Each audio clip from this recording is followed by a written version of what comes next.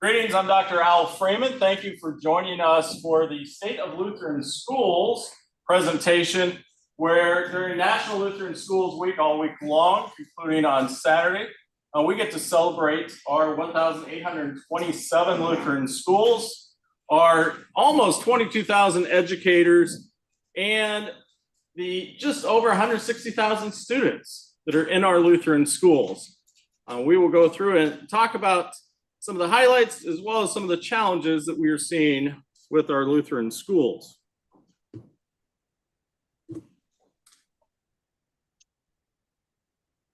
Right now, one of my challenges is the PowerPoint.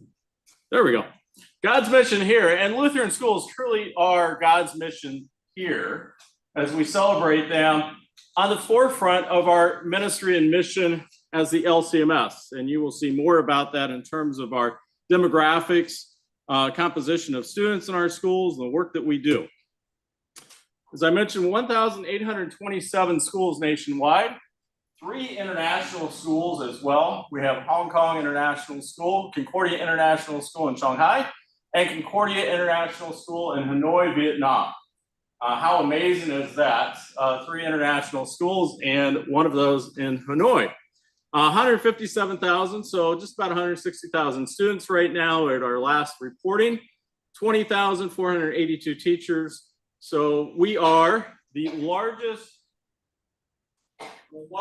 Protestant school system in the country.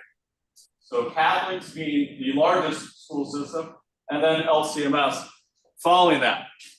This is a little bit of our stats from 2013-14 all the way through 2022-2023.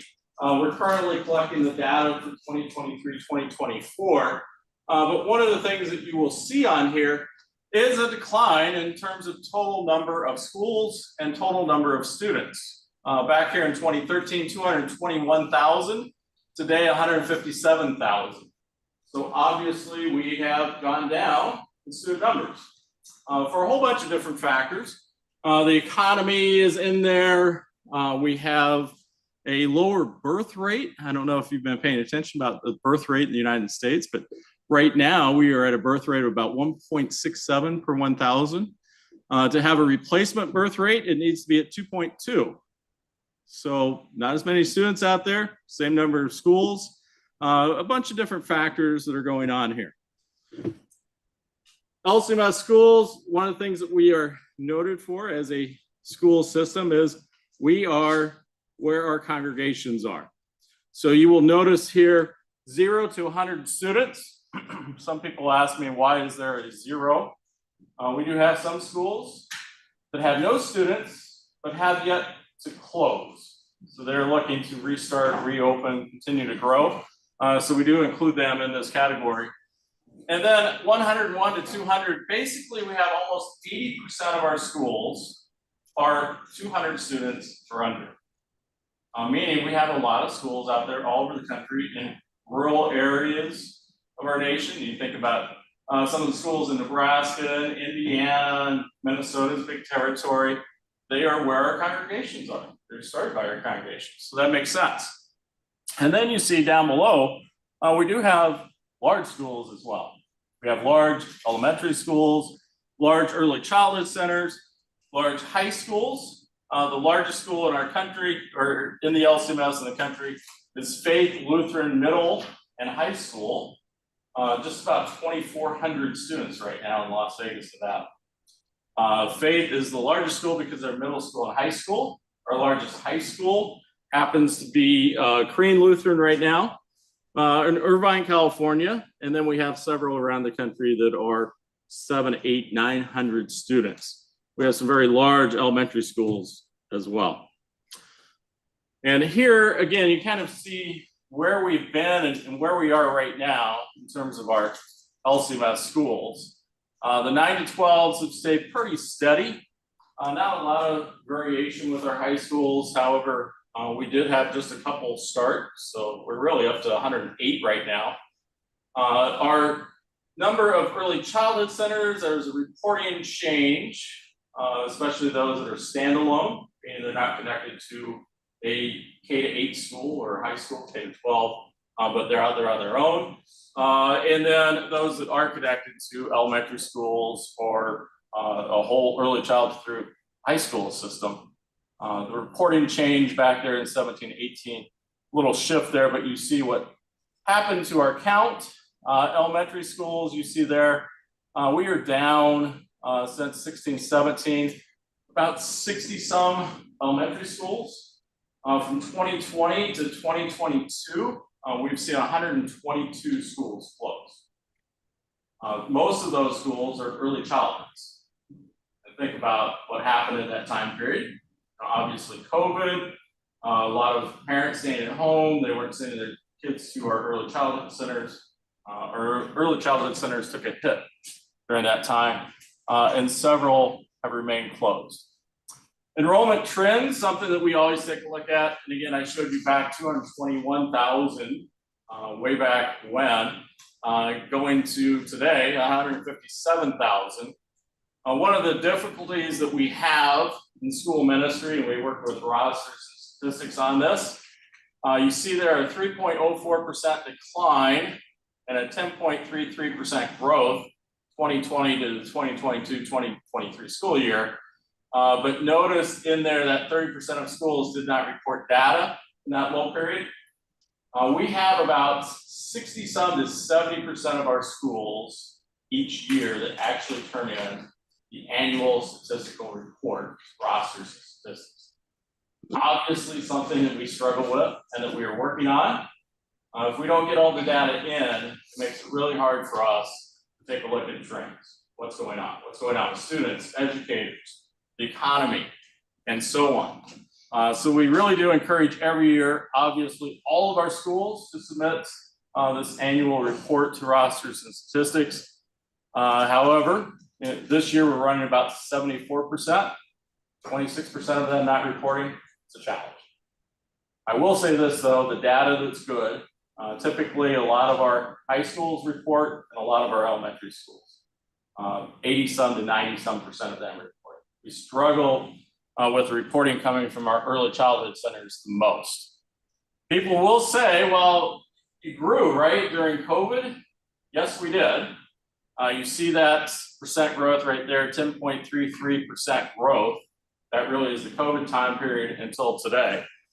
A little dip before, and this does follow what I see, what we see in other school systems. The Catholic system that has had an incline and then leveled off and a slight decline right now. You might hear here in the St. Louis area, Catholic schools are consolidating. There's a reorganization that's going on. It's the case in other locations as well.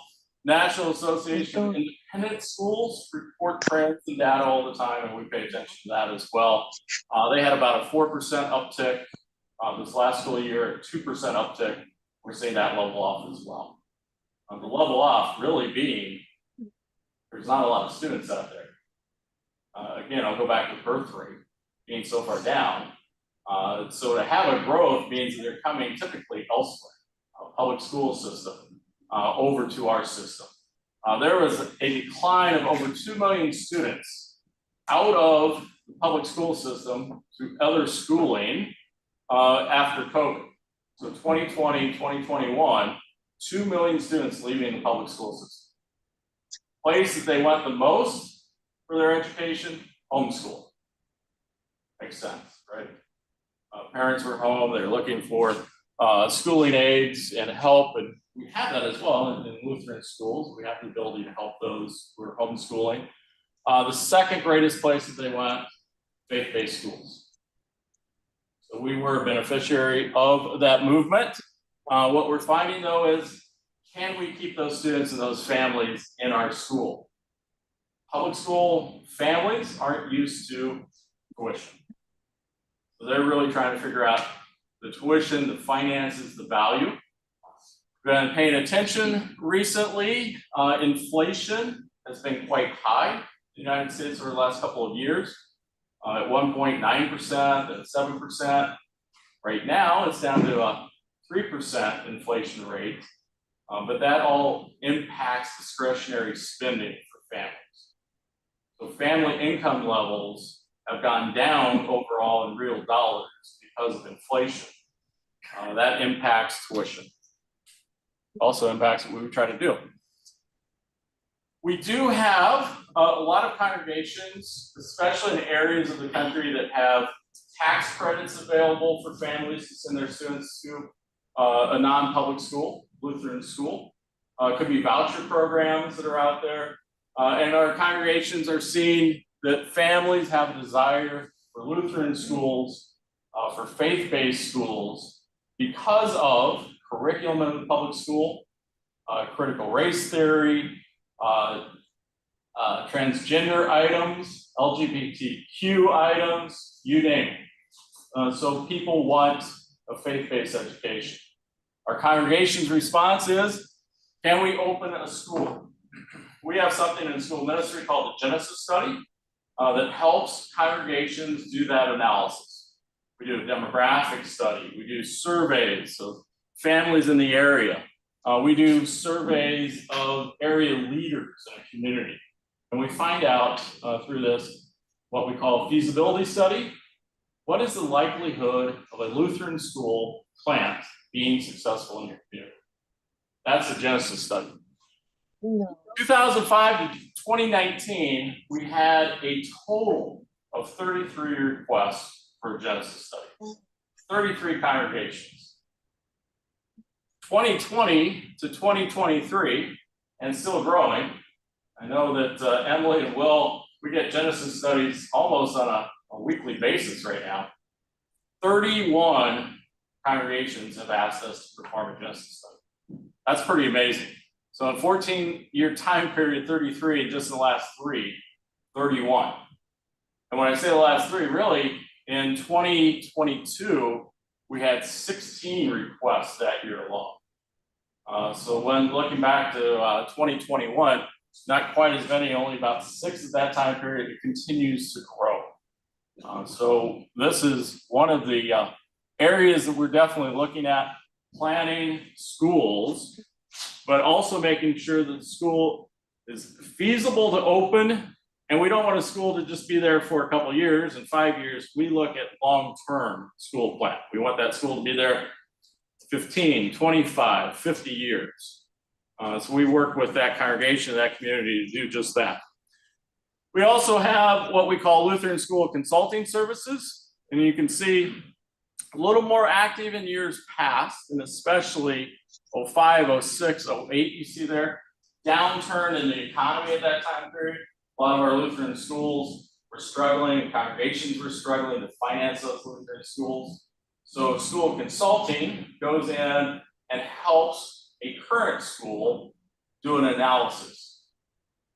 Where are the areas for improvement? How are your finances? How's the leadership? What's the satisfaction rate for your parents and families, your students? That's the consulting service that we run. Notice again the uptick in 2023. Sometimes in school ministry, we're always concerned that people have a misinterpretation of our school consulting services because they have in the past come in and told schools, look, you're just not viable anymore. You need to close. So some congregations and some schools were a little bit frightened to invite us in because they thought we were the closers. Really, we're the sustainers. We come in to do the analysis to look for health and forward momentum. That's our LSCS. And yes, we do provide reality. We tell you about satisfaction of students and families, what's going on with your curriculum and your leadership, because we want a strong Lutheran school. You'll hear me frequently talk about educational ministries of excellence. Everything that we do in a Lutheran school is always pointing to Jesus Christ, Lord and Savior. Always the gospel message in everything that happens in the Lutheran school. We get the opportunity to do that when our institutions, our ministries are strong academically, provide for that strong social environment. We have to be excellent in what we do. So educational ministries of excellence is what LSCS looks for. The uptick is actually because we have some elementary schools right now that are looking to add high schools. And since they're already there, we put them in an LSCS instead of a Genesis study, because they are looking to grow and looking to expand. Really exciting. Again, I showed you before the number of high schools, and I mentioned that we have 3 more than that right now. We are continuing to see a lot of our elementary schools ask about high school grade levels. That's because, again, what we're seeing in communities, what we're seeing in terms of curriculum and public school systems, and a lot of families seeking what's an alternative for my child. That would be us.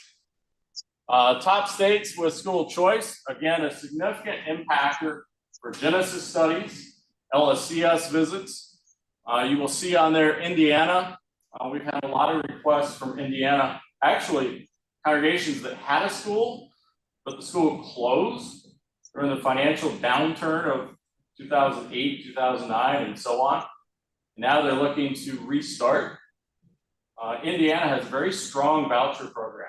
In fact, they just increased their number that they provide to a family to send your child to a Lutheran school or any non-public school in Indiana. Ohio, again, a very strong voucher program. We have a few Genesis studies currently underway in Ohio. You see up there too, Wisconsin, probably the one that's known the most for voucher programs. The voucher program in Wisconsin really did allow many of our Lutheran schools in the Milwaukee area to continue. They probably would have closed had it not been for the voucher program. You talk about ministry opportunity. This is ministry opportunity. Milwaukee, many of the students attending some of our schools in Milwaukee, actual city of Milwaukee area, are coming from backgrounds that are no faith background, not a Lutheran background. Milwaukee Lutheran High School, thriving school that we have. Just about almost 98% or so African American. Just a great, growing, thriving ministry, educational ministry of excellence for us. That it's there because of the voucher program, giving families the opportunity of choice. Same thing in Ohio. I think of Lutheran High School East in Cleveland, that at one point had just about 80 students in it, probably would have to close. A voucher program came into Ohio. Lutheran East now is, I think, 460, 480 students, and looking for a building project to happen. It's just exploding because the families have the opportunity to send their child to a faith-based school, to a Lutheran school. Amazing work going on there. Arizona just passed legislation that threw their voucher program, their tax credits in Arizona wide open. So we're seeing growth there as well. Florida, again, another one of those programs providing funds for families to have school choice. Iowa passed legislation last year. We expect to see a lot of Genesis studies happen in Iowa. In fact, schools to have those funds available to them have to be an accredited school. We have National Lutheran School accreditation. A lot of these places have National Lutheran School accreditation that allows those funds to come in. Iowa, the State Department of Education there actually has appointed Christian congregations interested in starting a school to us, asking if they could be NLSA accredited so that they could partake in the tax credit program in Iowa. Fortunately, we don't do that, but we do accredit our Lutheran schools. We get them set up so that they can take those funds before they actually have students in the school. And we just created an accreditation instrument that allows us to do that successfully. Knowing how important that is to our congregations, how important that is to families. So we will see more and more of this go on. 32 states, District of Columbia offers school choice programs.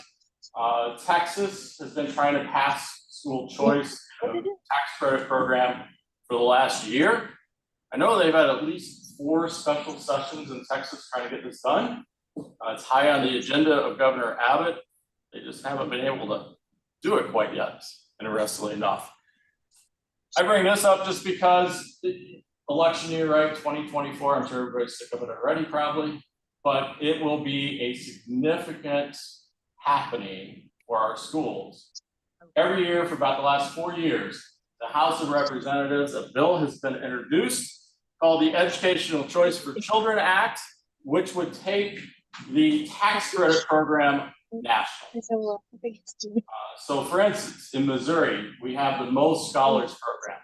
You can donate up to 50% of your tax liability to one of our Most Scholarship programs in the state of Missouri. So if I have, I'm going to owe, let's say $1,000 in taxes to the state of Missouri in my state income tax return, I can donate $500 to one of the agencies, which the Missouri District is one of here in the state of Missouri, and that will reduce my tax liability down to now only owing $500. Same thing that they're looking at nationally. So this would be significant, right? Because there are real dollars going to families to send their kids to Lutheran schools. So we talked about Genesis study, some of the enrollment things going on here. We do get asked a lot, well, tell me about your schools. What do they look like? By far, most of our schools are what we would title a traditional school.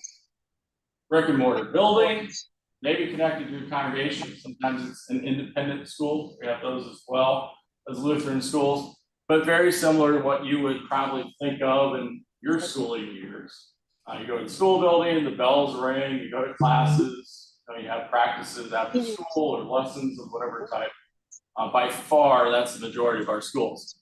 Classical schools, a growing number of our Lutheran schools are classical schools. We had one of our classical schools here today singing in chapel in St. Paul Hamel. We have a few classical school starts around the country right now. Some of our congregations are looking more and more to classical school. So it is definitely a growing classification of schools for us. Micro school, it's a term that you probably have encountered at some point in some discussion or read an article about it. We do have some Lutheran micro schools. We classify a micro school more, a lot of people classify it as number of students. The Catholic system classifies a micro school any school with 150 students. I did that. We don't necessarily classify it that way. We classify a micro school as one, you probably don't have an enrollment maybe beyond 50, but really what you're doing is ungraded classrooms. So you're working personalized learning, working at your own pace, incorporating some online classes, and one teacher typically, and then some help you with the rest of the class. That's really what we're seeing in micro school. Again, it's schools, we're seeing micro school startups, or we're seeing some schools micro school. Obviously, I mentioned the Catholic system, same thing. So it is a significant movement, especially coming out of COVID. Coming out of COVID, there were a lot of what we call cottage schools. A parent who said, look, I'm going to homeschool, but I'll invite other kids in from other families near me, and we'll have a little cottage environment. And out of that is growing some larger of our micro schools. Hybrid school, we have that. We have some schools called the university school model. You might go to school 3 days a week, be home 2 days during the week, where you're doing your work at home, your homework. We have some schools that have a 4-day school week. And we have one, Our Savior, in Platte City, Smithville, here in Missouri. There's a 4-day school week. They have Monday off. Kind of important. Students actually, those in high school, are released at 2 o'clock and go and have jobs. Creative schools that we have out. We have a lot of different models of schooling today. So when I say we have a lot of traditional schools that are out there, that's true. But we also have a lot of schools, a lot of innovative principals, a lot of innovative educators and congregations that are saying, school today can look a lot different than what school looked like even 10 years ago. Incorporating online classes with the traditional program to have, again, 3 days in, 2 days off, 4-day school weeks, you name it. There's a lot of things going on out there in the school world. And then we do have some online schools, specific schools. Whitburg Academy, entirely online. You want to have an online classical school environment. We have Genesis Virtual Academy out of Mayor Lutheran, online school, K-12. We have Faith Las Vegas, just started an online program as well. And probably one of our longest online programs, Orange Lutheran Online, many years. Obviously, cost factors are in there, delivery. They're really good though. If we're looking at opening up hybrid schools, if we're looking to open up micro schools, and this new school environment that we're moving to. We'll still have traditional schools. Will be by far our base. But there's, again, a lot of variations. Will and I just met with a group in Maryland, and they're an immigrant group. They are looking for a school to send their kids to because they're very concerned about the public school system in Maryland. We're really talking to them about an online school, a micro school, and utilizing online coursework with a central teacher who's the facilitator. And we can get that up and running very cost effectively, probably in just a few months. It used to be, you take years, fundraise, we got to build the building, we have to put in the basketball court, the fields, and everything else. And you're talking about a long process and an expensive process. Not necessarily the case anymore like it used to be. Teachers, this is a huge concern for us in the Lutheran school system. Significant concern for the Catholic school system. The Catholics today talk about the nuns and the nuns, meaning that no longer do they have the inexpensive labor of the nuns and the brothers who were there and who were teaching, and now they're out in the competitive market like we have been. The nuns, meaning a large percentage of the population, obviously they're unchurched. Gallup just put a poll out a couple of years ago where for the first time ever in the United States, we dropped below 50% of the people attending church on a regular basis. Significant things for us to consider. Here, might be a little hard to see. Our online people can see it a little bit better. But notice the number of teachers going down 2016-17 to today, almost 21,000. We talk in the Lutheran system about rostered and non-rostered, roster eligible. We throw around all these terms always. The greens there on the right of that pie chart are the rostered. And then to the left, the yellow or the gold are non-rostered in terms of educators. All statistics coming from rosters and statistics. And 2 years ago, for the first time, we saw the number of non-rostered workers, meaning that you have not graduated with a Lutheran teaching diploma from one of our Concordias, and you have not taken the colloquy program to become roster eligible. That's what that would mean. For the first time, we flipped to the majority being non-rostered, 51 to 49%. A question about that. I have a number of friends who left the roster because both people were rostered church workers and tax benefited rostered workers. Do you have any sense of how big a piece of that pie it is in terms of numbers?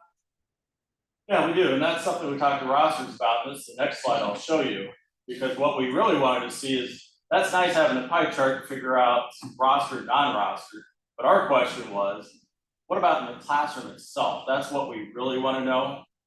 Who's teaching in the classroom that's coming with a LTD, Lutheran Teacher Diploma, or colloquies, or so on. And do we see it specifically in one of the grade levels? Because obviously that would be something that would stand out to us and we said we really have to address. So I think this gives us a better number overall, because being a call worker, we recognize that as well in terms of dropping off the roster for tax purposes. We do take that into account, so the green still would include that. Here we see, though, take a look at our early childhood educators. We have almost, well, just over 6,000 early childhood educators. 5,672 are non-roster. That's a significant number. And obviously, something we see as a trend and a concern. How do we recruit individuals? How do we let them see the vocation that's out there, the calling that's out there, to be an early childhood educator, to be a director, to be an aide in our early childhood program? Take a look at first grade. You know, first grade we always see as the foundational grade in elementary schools. This is where make it in first grade and you've made it all the way through high school. If you struggle in first grade, you're going to struggle for years, and we got to get you caught back up again. First grade, I cannot stress enough the importance of it. And here we see 1,341 non-rostered. Now, that doesn't mean they don't have a calling, they're not great educators, but what it means is it's very difficult for us to provide that faith-based environment and to integrate the faith throughout the curriculum because they haven't been trained in it.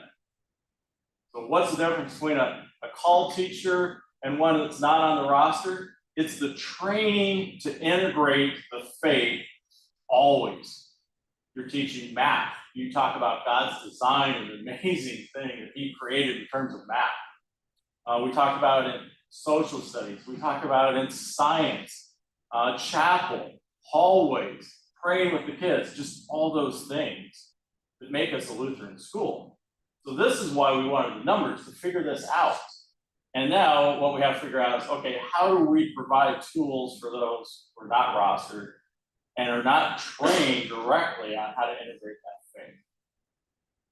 If anybody has any answers, we're always open. So email to us. We're really trying to figure that out. I told you there were 33 Genesis studies the last 3 years, basically. Now we're, finding that every day. One of my greatest concerns, one of the greatest concerns in school ministry, how do we staff those school starts? How do we provide a Lutheran administrator to lead that school? How do we provide Lutheran educators to teach in that school if this is what we're seeing? Quite honestly, what did surprise me out of this, and I'm high school trained, I have a secondary ed degree, I was principal of a high school, I was head of a 6 to 12 school. I really kind of thought maybe we wouldn't have as many rostered high school educators. But that's where you almost see a 50-50 split even. We're pretty strong in high school overall, but in the lower grades, the foundational grades, we're concerned.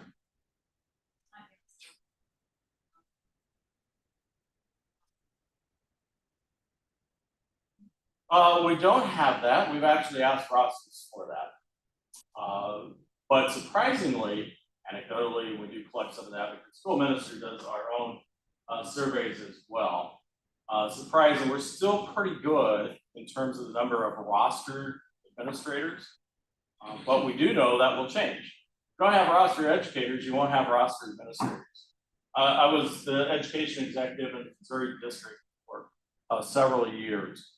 And you would cringe when a school had an administrator leave and they would call you to do a search for an administrator.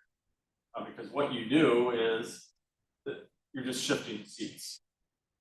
Somebody else will go to an interim or go to a vacancy and we move that person over here. We're just trying to shuffle because we don't have enough people.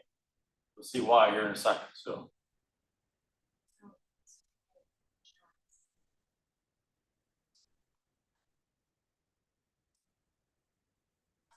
Yeah, so the 51% includes, and we asked that great question to Ross, includes everybody that's retired as well.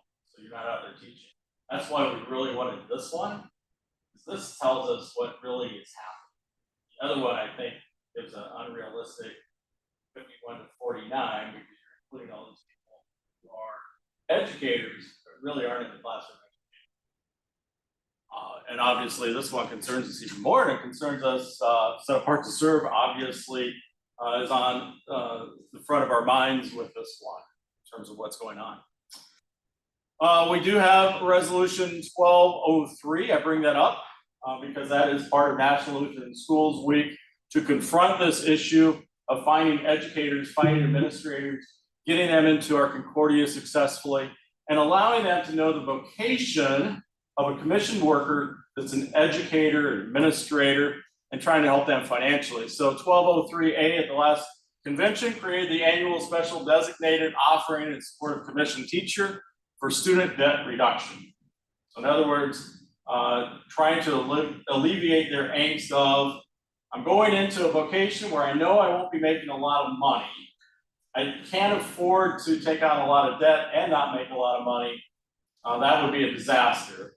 So we're trying to alleviate that accumulation of debt and allow them to know God is always good. He'll care for you and your finances will be fine if we can eliminate this on the front end.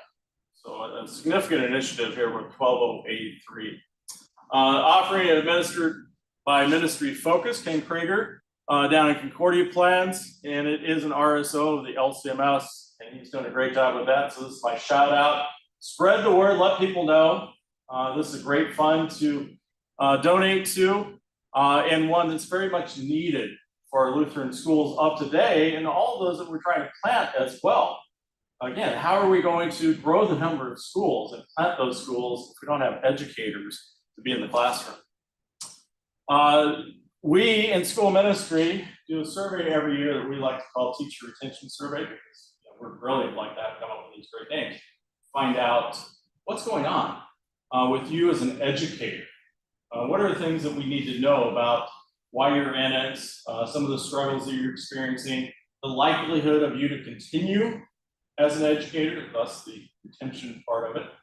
And what they really have told us here is they love being a Lutheran school educator. They love it because the environment, the interaction with the students, the ministry, right? That's the bottom line, it's the ministry that they're in. They recognize that. But they also tell us it's a challenge to stay in it. We've had many of them tell us if they hadn't been in it for 20 some years right now, they would never go into it again. Because very time consuming, long hours, very stressful. Parents, believe it or not, can be a challenge sometimes. And overwhelmingly, they also tell us, many of our schools, and this is just straight honesty here, we need to do something about the finances of our Lutheran school. We need to do something about the pay scale for our educators. This is throughout our ministries too, right? They tell us the pay is not keeping up with inflation. It's a challenge on their families. If one of the spouse didn't have a job that paid, they wouldn't have a home, they wouldn't have a car, they wouldn't be able to feed their family. They would struggle with their kids. All things that we are definitely hearing. Our Lutheran schools, what we always say when we go out, LCS visit, Genesis study, when we train administrators, our typical mantra is attempt to be 80% of the public school. That's your goal. And with that, and the great Concordia plans that we have with healthcare, retirement, and everything else, that will add up to a very stable, healthy house. What we recognize, though, in many of our Lutheran schools, the pay is 60%. Some reported back to us 40%, 50%. That's a struggle. You see it as calling, they see it as a vocation, but there comes a tipping point where they say, calling is a vocation, I'd love to do it, but I also love my family. We have teachers who report back to us that they're on food stamps, administrators who are on food stamps. That really is challenging. And successful, engaged administrators. We have teachers working second jobs. How are they going to interact with the students? How will they have an educational ministry of excellence in the classroom and beyond? We have to address that. So we do talk a lot about revenue generators. We talk about strong financial plans. In Lutheran schools, we ran Zoom sessions, Finance Friday, really trying to get out to schools to think about their financials, how to provide for their educators. And this right here, this is telling. Have you considered the colloquy program to become a rostered worker? We ask these teachers. Many of them say no. So again, it goes back to the numbers, rostered, non-rostered. A lot of them are telling us. A lot of people skipped this question. They did. A lot skipped it. And you know, we find out a lot about them too when they skip it. But that's a pretty high percent telling us no.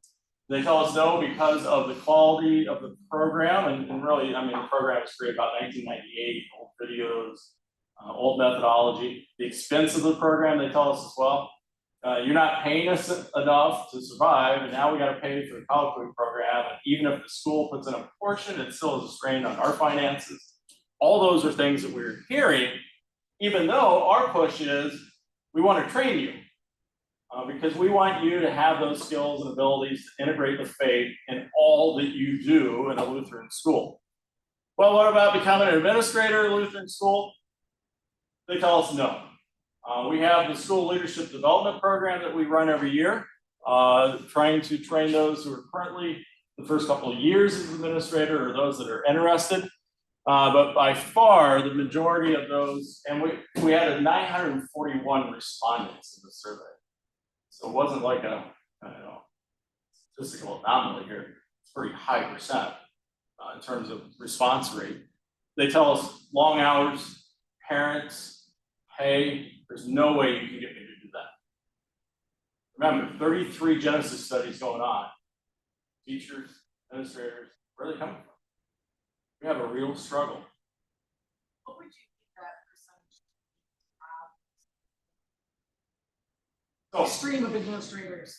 yeah, so we had 40% basically of our administrators hired from 2016 to 20. That's a lot to have left. So we're already fighting from behind. A lot of those administrator positions, someone from the public school system that retired, that's actually where we find a lot of our administrators. Public school system, typically you can retire after 30 years of service. We have a lot that will retire at 52. They just don't want to sit at home. They still love to work.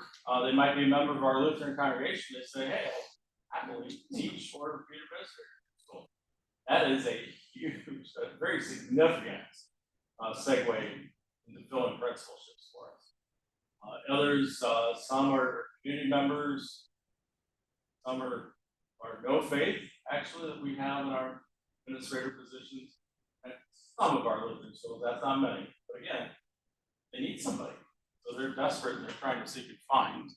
But still, you know, we have a high percent, 70, 80% of our administrators are called school. We continue to see that number go down though, for all the reasons we just saw. We do have a great SLED group right here. You see their bright, shiny faces, SLED 23 that will conclude in June.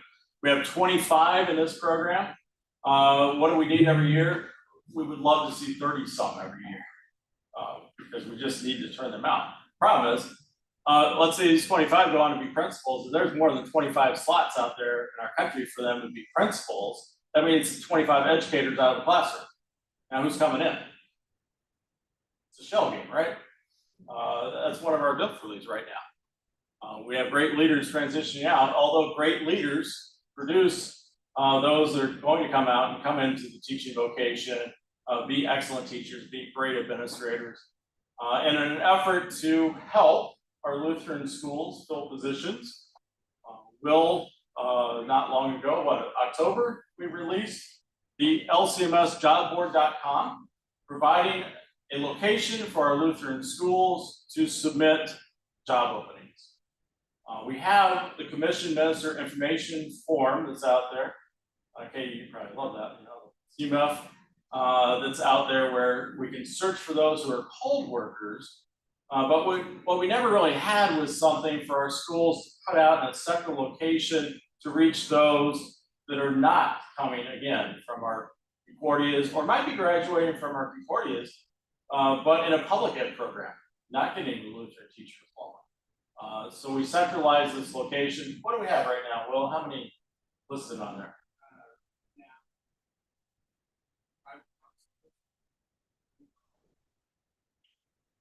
Yeah, it's also a location for our international schools. So we have, I think HKIS, I know Hanoi's on there, I think Shanghai's on there too. I think all three have listed positions. So yeah, it's an area. We're trying what we can to get out there and let people know about our Lutheran schools, what a great place they are. Again, those who are teaching them, they love teaching a Lutheran school. And who are we teaching? Well, this is who we're teaching in terms of the student composition. You see here, we are a very Caucasian school system. Very much so. The current population in the United States under 18 has no majority race. The fastest growing population in the United States, Hispanic population. We better know that. Birth rate is down. It's 1.6, 1.7 per 1,000, 2.2 needs to replace. We're a very Caucasian school system. What are we doing to reach out? And we need to be doing that. We need to be reaching out to our community. Now, when we say that, it's also part of our National Lutheran School accreditation that we do. We say, what is your student composition and does it reflect the demographics of your community? Now, in Alma, Missouri, you probably are going to be 98% Caucasian because your community is 98% Caucasian. Okay, that's you passed our accreditation test, right? You reflect the population. But if you are in, let's say, another area of the country, Detroit, yes, or Milwaukee, or Baltimore, or so on, my old stomping grounds. If you're 98% Caucasian, you've missed the mark. And what does that mean in terms of your outreach, your marketing, your community, what's going on there? It probably means we can help you too with an LCMS or something else to reach those communities. So that is something we're definitely looking at. Birth rate going down, the population won't be there. No majority race under the age of 18, and Hispanic, fastest growing race. We better know this and take this into account and look at this in terms of outreach, not only for our student population, but also figure this out for our educator, administrator population and what we are doing. God bless you. Religious affiliation, and you can probably figure this out too, right? I don't have to be a rocket scientist, thankfully. We'd be in serious trouble in school ministry to look at these numbers and say, wow, what's going on there? Take a look at just over the last school year, 18% decrease in LCMS affiliation for our student body. Look at that green line, non-Lutherans in our Lutheran schools. And there you see the red line of unchurched. Notice the unchurched and the LCMS lines meet last school year. We are God's mission here. That's your Lutheran school. God's mission here. You look at those lines, we have tremendous opportunity for ministry in our Lutheran schools. LCMS members, 27.8%, other Lutheran 3%. So basically we're talking just about 31%. Non-Lutheran, 41%. Why do non-Lutherans send their kids to our Lutheran schools? Because they are educational ministries of excellence. We cannot forego education excellence, meaning classroom, the academics, the curriculum, but also social growth opportunities, the co-curriculars, the clubs, yes, even the athletics, and so on and so forth. They have to be there so we have the opportunity for full ministry. Take a look at that unchurched number, 28%. God's mission here. Absolutely. How can you say it's not? We are on the front lines each and every day. We are there for the students coming from families in our Lutheran congregation, and we are there for the families in our community so that they can come and be immersed in our faith-based environment and hear the gospel message so the Holy Spirit prayerfully be at work. That's our Lutheran school. Does it make any difference what level it is? Yes, our high school is much more unchurched, or no church, than our elementary schools. It also makes a difference in the area of the country, right? But it's changing.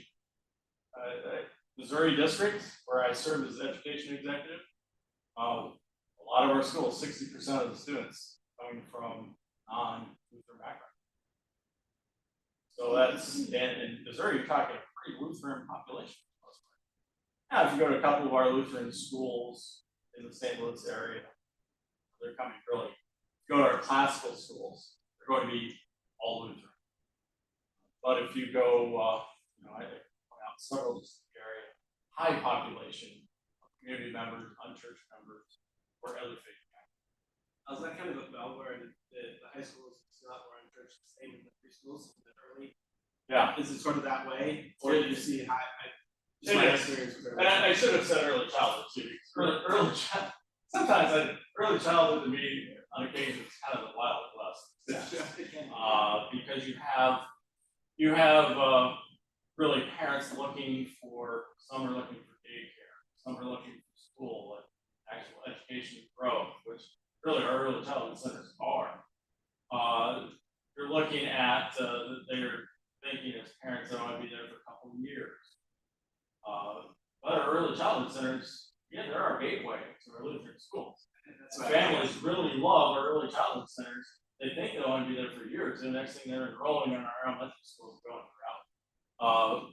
Several families, well, here I got the baptism screen up. You know, they're coming into our early childhood. I say Wild West in a loving way, mind you, because if there was one vocation I would never want to be in, it would be early childhood.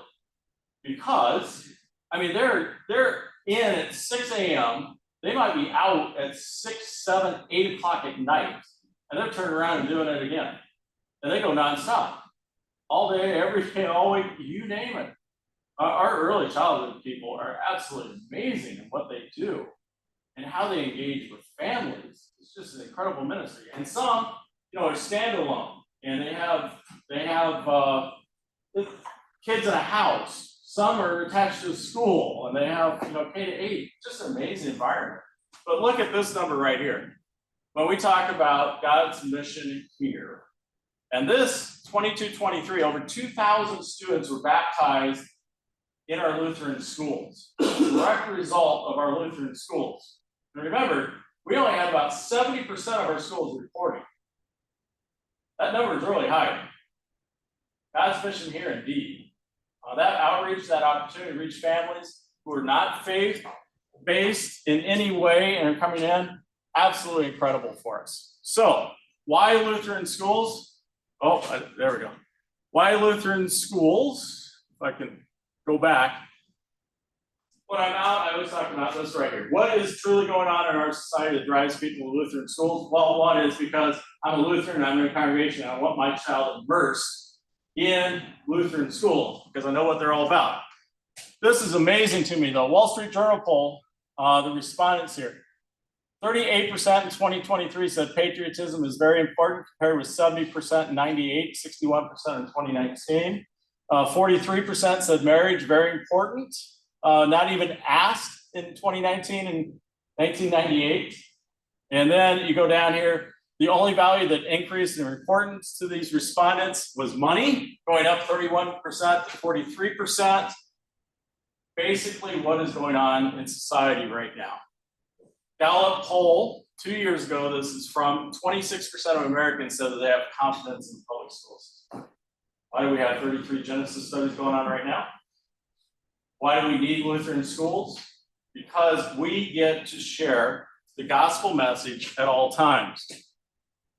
We also have the Convention Resolution 1201A asking us to make sure that our curriculum standards are Lutheran-based with Lutheran identity, so that we're all not necessarily on the same page, but in the same book, knowing that strong foundation, that strong Lutheran identity in our educational ministries of excellence.